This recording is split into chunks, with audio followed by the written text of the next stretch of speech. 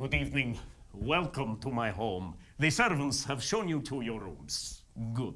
One thing I must tell you. In this house, you must take out your own chamber pot. Why are you laughing?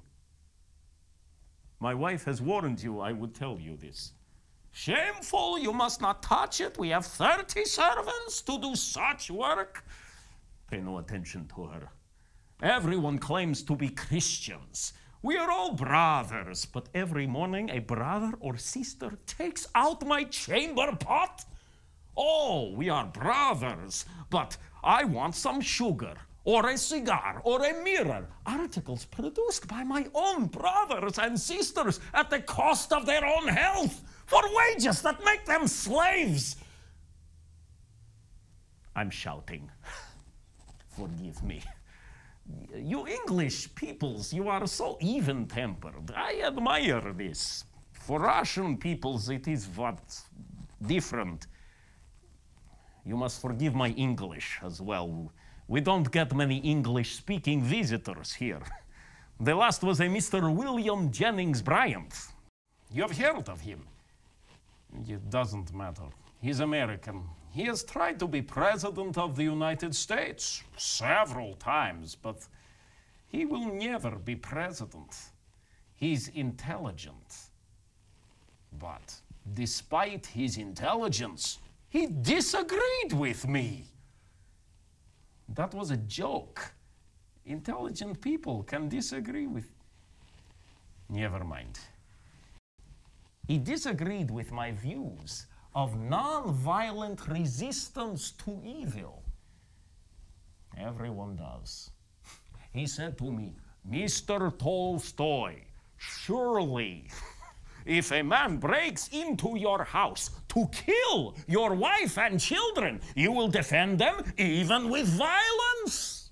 I said to him, Mr. Bryant, in all my years, I have never heard of one case of this man who breaks into houses to kill women and children. But every day I hear reports of governments using violence against their own peoples.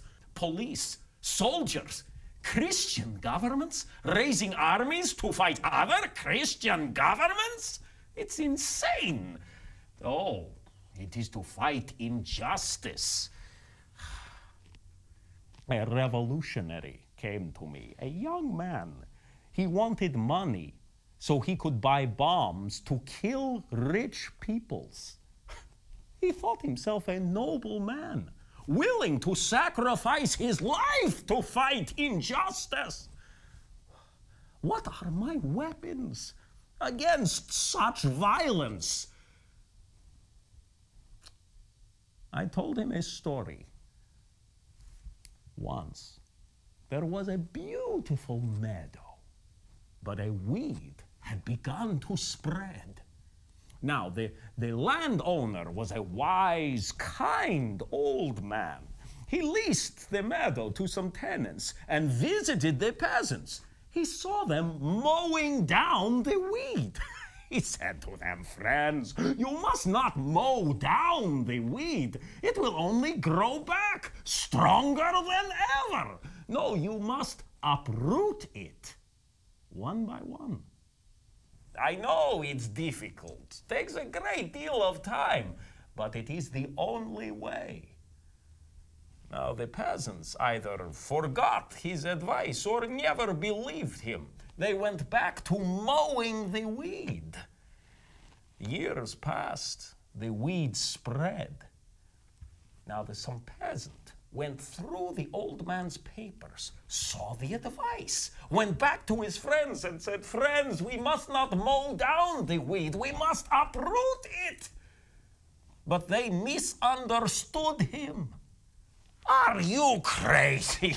They said.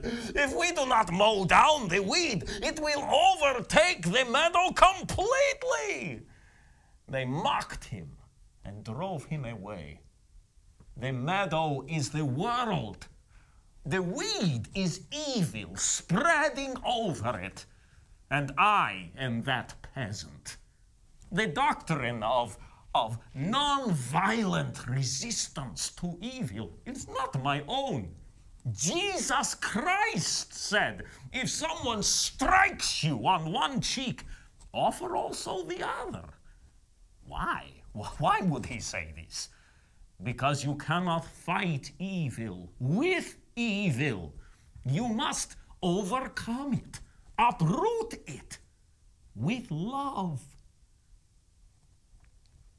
Christians cannot hear this, but to others, it is fresh. I am in correspondence with a young Hindu lawyer living in South Africa.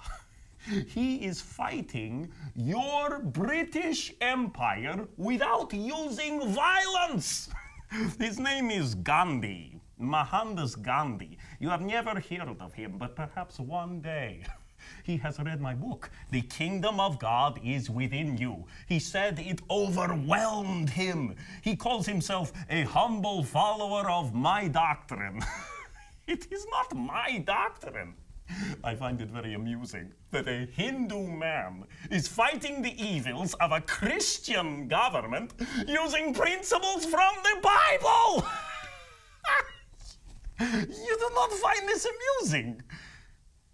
You are English. Why would you find this amusing?